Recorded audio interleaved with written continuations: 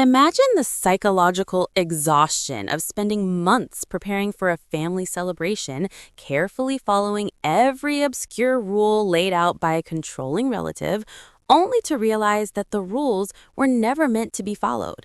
They were meant to be used as a trap. This is the reality for a young mother who attended her cousin's wedding in a modest burgundy floor-length dress that was explicitly listed as an approved color on the bride's own website. She didn't arrive in a white gown. She didn't wear anything revealing. She simply showed up looking healthy and confident. Yet, within minutes of the ceremony ending, she was dragged into a back room and subjected to a vitriolic attack, accused of wearing red to signal a sexual desire for the groom.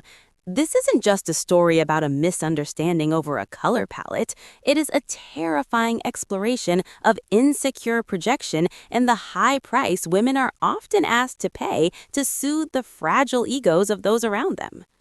The sheer absurdity of the accusation that a mother of two who has been with her own husband for nearly a decade was attempting to seduce a man she had literally never met reveals the bride's complete break from reality.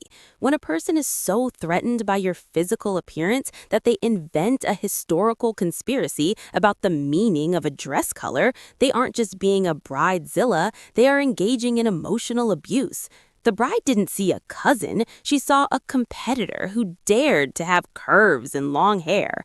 By threatening to tell her daddy and demanding a public apology on Facebook, the bride demonstrated a level of emotional immaturity that makes one wonder if she was ready for a marriage or if she was simply looking for a new audience for her tantrums.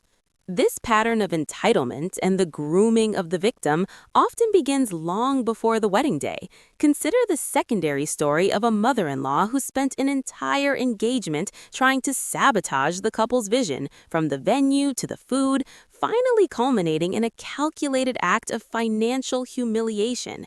She offered to pay for the wedding dress, encouraged the bride to pick an expensive tulle gown, and then handed over an envelope containing a pathetic $200.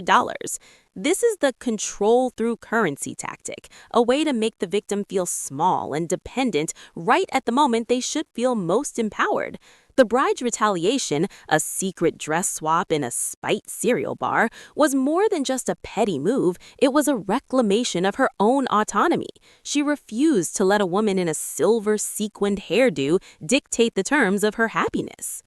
We live in a culture that often tells women to shrink themselves to make others comfortable.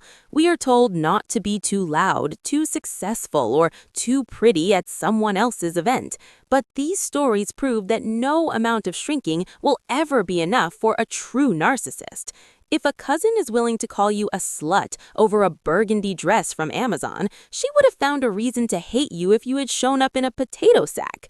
The issue isn't the dress, the hair, or the height. The issue is that your presence forces them to face their own internal voids. You are not tearing the family apart by refusing to participate in a public shaming. You are simply refusing to be a prop in someone else's insecurity-fueled psychodrama. If a family member views your existence as an act of disrespect, then the relationship is already dead. You owe it to your children to show them that self-respect is not a negotiable trait. A wedding is supposed to be a celebration of union, but for some it is a desperate attempt to feel superior for a single day. When the bride realized that even her own father wouldn't side with her delusions, she doubled down on her social media harassment, proving that she values her aesthetic more than her family.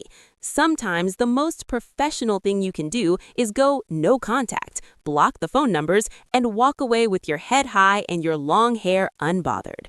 Because at the end of the day, a woman who is threatened by a bowl of cereal or a burgundy hemline is not a woman you need in your life when the real storms hit.